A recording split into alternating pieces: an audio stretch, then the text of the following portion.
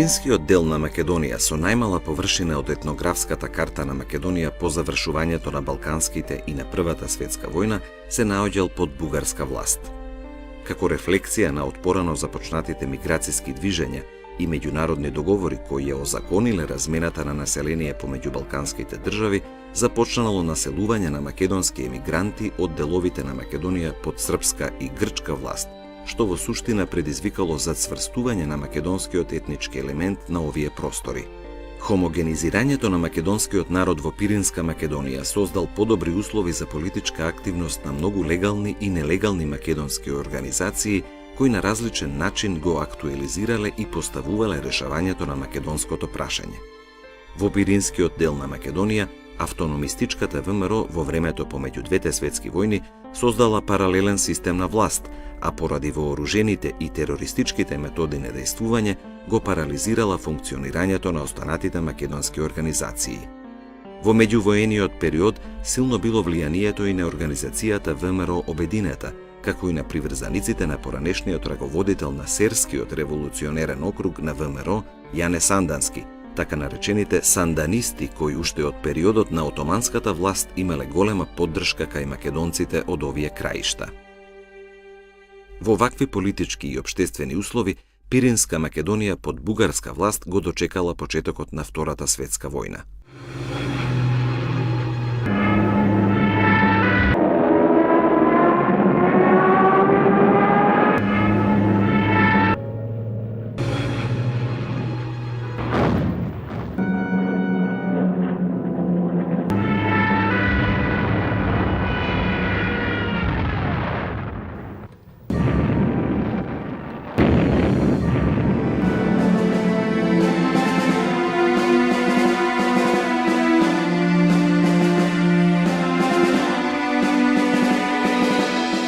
Бугарија се нашла на страна на фашистичките сили и на власт во државата се наоѓала прогермански ориентирана политичка групација, која дозволила нејзината државна територија да послужи како база за напад врз Југославија. Единствена организирана политичка сила која повикала на антифашистичка борба била Бугарската комунистичка партија. Во Пиринска Македонија, бугарските комунисти имале создадено обласен комитет и партиска мрежа кои биле составени исклучиво од македонци по националност.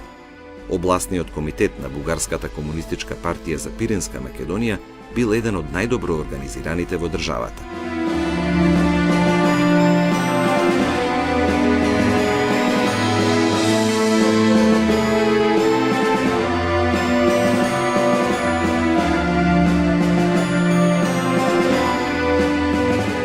Во 1941 година Централниот комитет на Бугарската комунистичка партија воопшто не се мешал во организацијските работи на обласниот комитет за Пиринска Македонија, кој имал целосно автономен статус во рамките на оваа левичарска бугарска политичка партија. Поволната позиција на комунистите од Пиринска Македонија се огледувала во фактот што раководниот кадар на обласниот комитет бил целосно од македонска националност.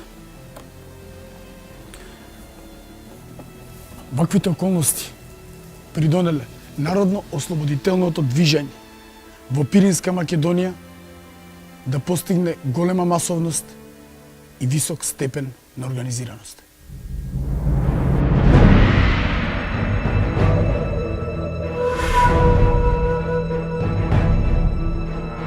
И додека во другите делови на Бугарија, Бугарската комунистичка партија се уште се двоумела со какви методи на борба ќе се спротивстави на фашистичките сили и режим, македонскиот партизан Иван Козаров од селото Добриниште, Пиринска Македонија, во судир со бугарската полиција на 27 јуни 1941 година ја означил првата организирана вооружена акција против фашизмот на Балканот. По првата вооружена акција во текот на 1941 година дошло до омасовување на вооружената борба на македонскиот народ во Пиринска Македонија.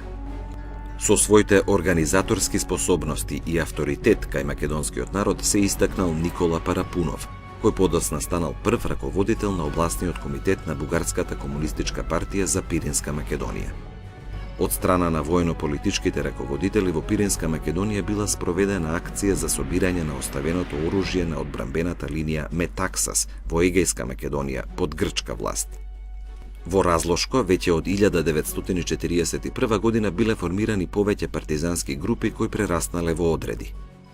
Во 1942 година настанале неколку провали во редовите на партиската организација во Пиринска Македонија, во кој бугарската полиција уапсила или убила повеќемина македонски воено-партиски активисти. Во март и мај 1942 пред воените судови во Софија и Горна Џумаја биле изведени 53 припадници на антифашистичкото движење во Пиринска Македонија, на кои под обвинение за комунистичка дејност само во двата судски процеса им биле изречени 15 смртни пресуди.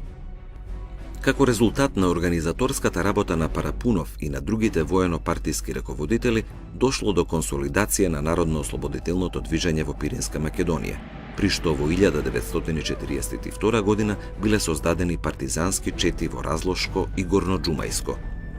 Во 1943 година бугарската полиција и војска започнала жестока офанзива за уништување на партизанските одреди во Пиринска Македонија.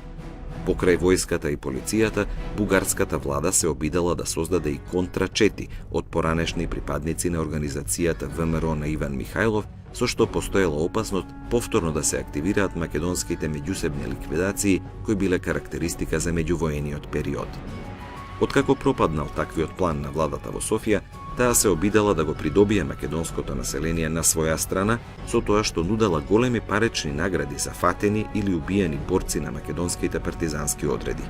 И покрај ваквите мерки на владата, пролетта и летото 1943 година, вооруженото востание на македонците во Пиринска Македонија кулминирало со создавање на неколку партизански одреди во Горноџумајско и Разлошко.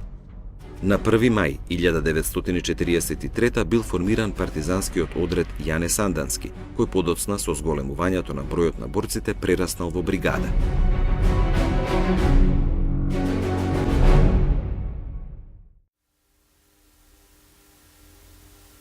Воената способност на партизанските одреди и групи толку многу се зголемила што тие започнале да извршуваат поголем број вооружени акции како што била успешната операција за ослободување на политички затвореници од логорот кај село Брежани. Зголемениот број на партизански одреди и групи го загрижило и раководството на Бугарската комунистичка партија, која сметала дека во Бугарија треба да се води само борба за промена на власта, а вооружената борба да се протожира само како средство за принудување на фашистичката власт за да се повлече.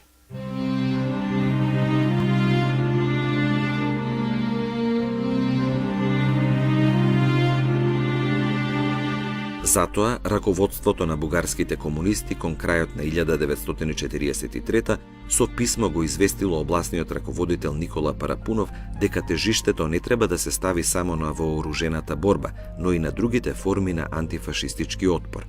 Таквото барање уште еднаш ги извадило на површина нејасните ставови и тактизирањето на Централниот комитет на Бугарската комунистичка партија со карактерот на македонското прашање. На 9 декември 1943 година под неразјаснети околности загинал Никола Парапунов, со што народно-ослободителното движење во Пиринска Македонија претрпело голема загуба. Во 1944 година на територијата на Пиринска Македонија действувале повеќе партизански одреди. Разлошкиот партизански одред Никола Парапунов, Горноџумајскиот одред Никола Калапчиев, Свети Врачкиот одред Јане Сандански, Петричкиот одред Антон Попов и Неврокопскиот партизански одред Анешти Узунов. Во август 1944 Централниот комитет на Бугарската комунистичка партија испратил окружно писмо во кое фактички се најавувало големото народно востание во Бугарија и промената на власт. Пред државниот преврат во Бугарија, македонските партизански одреди ја држале под контрола целата територија на Пиринска Македонија, освен поголемите градски центри. На 9 септември 1944 година фашистичката власт во Бугарија била сменета, а на нејзино место дошол Отечествениот фронт на Бугарија, со што се создале поволни услови за решавањето на статусот на Пиринска Македонија. Фактот што на 2 август 1944 година била создадена Федералната македонска држава во рамките на Југославија, уште повеќе ја подгревало надежта дека македонците од Пиринска Македонија се наоѓаат на прагот на слободата. Се поизразени биле тенденциите за присоединување на Пиринска Македонија кон Народна република Македонија, односно Југославија. На 15 септември 1944 во Горна Џумаја пристигнала делегација од Југославија, предводена од Светозар Вукмановиќ Темпо, во која биле вклучени и командантот на Генералштабот на Народно-ослободителната војска на Македонија Михајло Апостолски и Бане Андреев. На средбата со членовите на окружниот комитет на Бугарската комунистичка партија, македонските делегати го поставиле прашањето за присоединување на Пиринска Македонија кон Народна република Македонија. На 24 септември делегацијата на која се приклучил и Лазар Колишевски пристигнала во Софија и ги продолжила разговорите со раководството на Бугарската комунистичка партија за интегрално решавање на македонското прашање. На 2 ноември 1944 Централниот комитет на Бугарската комунистичка партија испратил писмо до југословенскиот председател Јосип Броз Тито, во кое што го признал правото за обединување на македонскиот народ во една заедничка држава и го признал постоењето на македонскиот национален идентитет на населението во Пиринска Македонија. Тоа фактички го означувало периодот на почетокот на културната и националната автономија на македонците во Пиринска Македонија.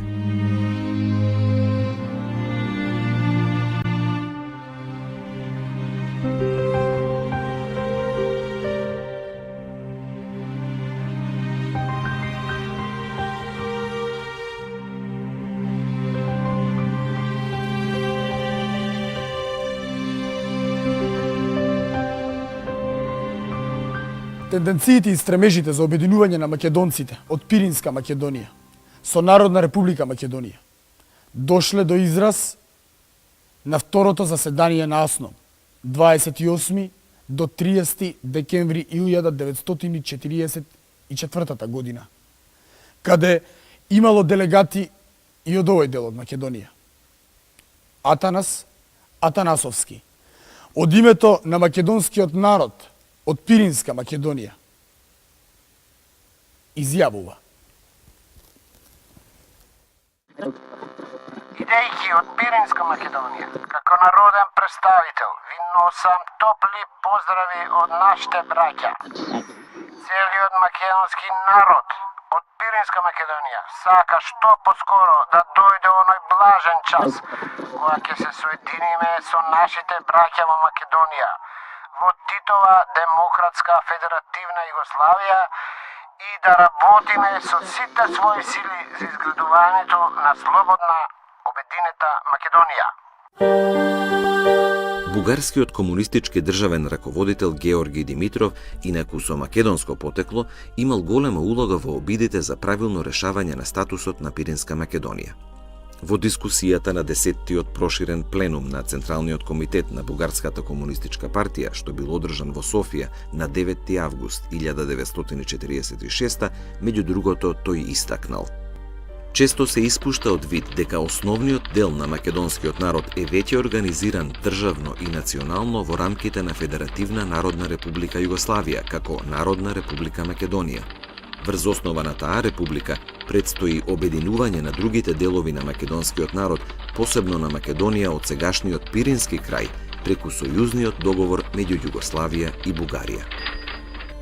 Како еден од најзначајните настани во 1946 година, што ја манифестирал културната автономија на македонците од Пиринска Македонија, било пренесувањето на посмртните останки на Гоце Делчев од Софија во главниот град на Народна република Македонија, Скопје. По тој повод, од страна на бугарската власт, биле организирани големи народни манифестации и собранија од Софија во Горна Џумаја до македонската граница и градот Струмица во Народна република Македонија.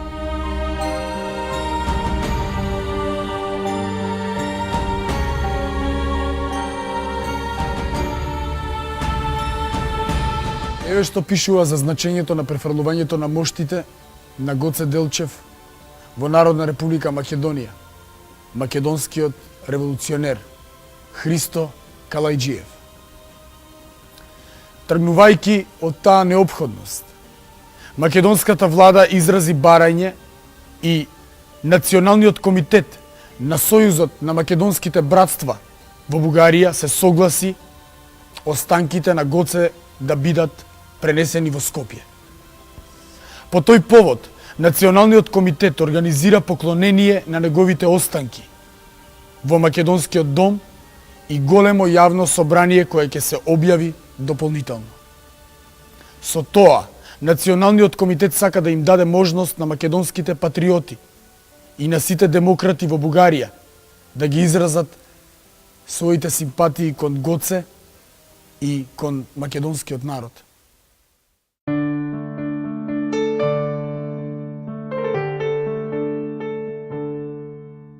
Кон крајот на 1946 како резултат на подобрените југословенско-бугарски односи, македонскиот народ во Пиринска Македонија можел слободно да ја декларира својата национална припадност на предстојниот попис во Бугарија. Иако за изјаснувањето на македонците не била оставена посебна графа, областниот комитет на Бугарската комунистичка партија извршил притисок врз централното раководство да ја наложи потребата, барем во Пиринска Македонија, да има еден документ кој треба да ја изрази утврдената политика на новата бугарска власт по македонското прашање. Така, во весникот Пиринско дело излегол проглас на областниот комитет на Отечествениот фронт до жителите во Пиринска Македонија, во кој меѓу другото стоело: започна пописот на населението во Отечествено-фронтовска Бугарија. За прв пат при пописот на жителите во Бугарија заедно со другите народности се признава и правото на македонците да се пишуваат како македонци. Признавањето на правото на македонскиот народ на национален живот е голема победа на правилната национална политика на Отечествениот фронт, а и на нејзината народна власт. На македонците од Горноџумајската област им се даваат сите права и слободи да ја изразуваат слободно и непринудено својата волја при пописот и регистрацијата, својата националност спрема своите разбирања и чувства. Согласно неофицијалните податоци од првиот повоен попис на населението во Бугарија, во Пиринска Македонија имало 206.814 жители, од кои 90,73% по националност биле македонци, односно 187.680. Ваквиот факт јасно ја изразувал цврстата македонска национална свест кај македонците во Пиринска Македонија и нивниот стремеж за интегрално решавање на македонското прашање. Во 1947 година се почести биле југословенско-бугарските средби на највисоко ниво, кои требало да го забрзаат создавањето на федерација меѓу двете држави, при што директно или индиректно се споменувало и прашањето за статусот на Пиринска Македонија. Од 30 јули до 1 август 1947 година биле водени преговори меѓу двете држави во Блед, Југославија, при што биле подпишани неколку протоколи и договори за пријателство, соработка и взаемна помош, а се очекувало да се зборува и за статусот на Пиринска Македонија. Како единствен македонец кој бил присутен на овие разговори бил Лазар Колишевски. За жал, за прашањето за обединување на Пиринска Македонија со Народна република Македонија многу малку се зборувало, бидејќи поголем акцент бил ставен на подготвувањето на основите за создавање на заедничка Јужнословенска федерација, додека прашањето за Македонија било ставено во втор план. Во поглед на тоа прашање, се сугерирало да продолжат активностите за подигнување на националната свест кај македонците во Пиринска Македонија, како и кај македонските емигранти во Бугарија. Георги Димитров се плашел да не го навлече гневот на бугарската опозиција при евентуалното присоединување на Пиринска Македонија кон Народна република Македонија, додека југословенскиот председател го жртвувал македонското прашање во Пиринска Македонија за сметка на евентуалното склучување на договор за создавање на една заедничка Југословенска федерација.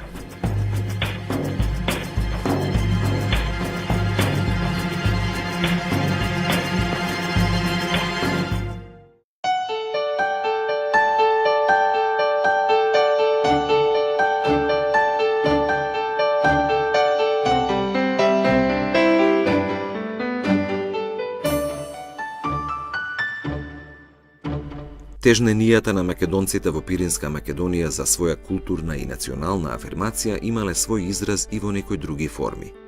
Во Горна Џумаја, во април 1947 била отворена и првата македонска книжарница. За прв пат во историјата на овој дел на Македонија можело да се прочита книга на македонски јазик. На 7 ноември 1947 година, во присуство на високи представници на Народна република Македонија и представници на бугарската власт и на југословенската делегација во Софија, бил отворен обласниот македонски народен театар во Горна Џумаја. Премиерната представа била пиесата на Антон Панов "Печалбари". Во изведбата на представата учествувале и членовите на Македонскиот народен театар од Скопје, Тодорче Николовски и Петре Прличко. Отворањето на театарот со воодушевување бил прифатен од македонците во Пиринска Македонија, кои тоа го сметале како еден од важните чекори за обединување со своите сонародници од Народна република Македонија. Културно-националната автономија на македонците во Пиринска Македонија била збогатена и со одлуката за доаѓање на наставно-просветен кадар од Народна република Македонија. Македонските учители биле распределени во сите поголеми и помали места во Пиринска Македонија, каде наставата се изведувала на македонски јазик. Македонските ученици во Пиринска Македонија за прв пат во историјата слушале настава на македонски јазик и изучувале македонска историја. Присуството на учителскиот кадар од Народна република Македонија го зацврстило македонското национално чувство кај учениците од Пиринска Македонија. Затоа придонесувале и мерките што бугарската власт ги носела во поглед на третирањето на македонската историја во учебниците. Така, согласно решенијата и одлуките на бугарските просветни власти, во учебниците по историја биле променети сите оние места, настани и личности кои дотогаш бугарската историографија ги прикажувало во бугарски национален дух. Македонските ученици за прв пат слободно можеле да слушнат од нивните учители дека постоеле македонски словени во средновековието, дека Самоиловото царство не е бугарско царство и дека основачите на македонската револуционерна организација се македонци по националност. Со тоа за прв и последен пат бугарската држава ја призна етногенезата на македонскиот народ како посебна од таа на бугарскиот народ. За изучувањето на македонскиот литературен јазик биле организирани и посебни курсеви во голем број населени места во Пиринска Македонија. За ширењето на македонската култура во Пиринска Македонија придонела и турнејата на писатели, членови на Друштвото на писатели на Народна република Македонија во април 1948 година, при што свое учество зеле писателите Димитар Митрев, Иван Точко, Славко Јаневски, Ванчо Николевски, Гого Ивановски и Лазо Каровски.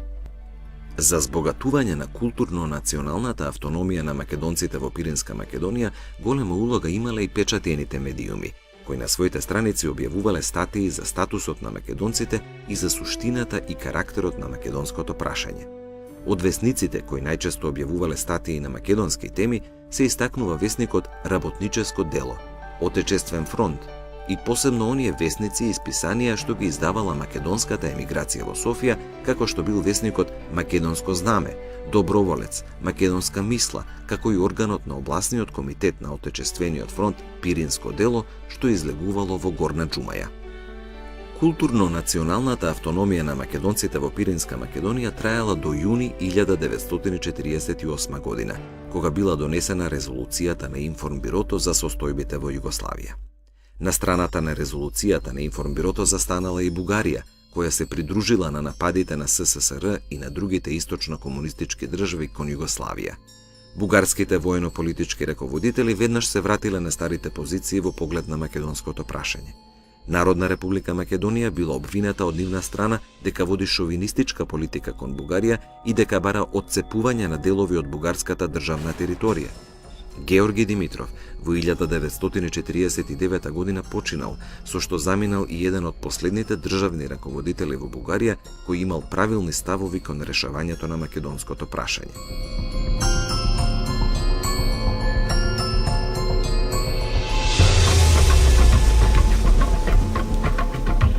Желбата на македонците во Пиринска Македонија за присоединување на Народна република Македонија не се остварила. Но нивната желба и стремеж за создавање на сопствена држава, како и цврстата македонска национална свест, не била поколебана во годините што доаѓаат. Бугарската пропаганда и притисокот на бугарските власти не успеале да ги уништат белезите на македонската национална посебност на македонците во Пиринска Македонија, кои постојат и до ден денес.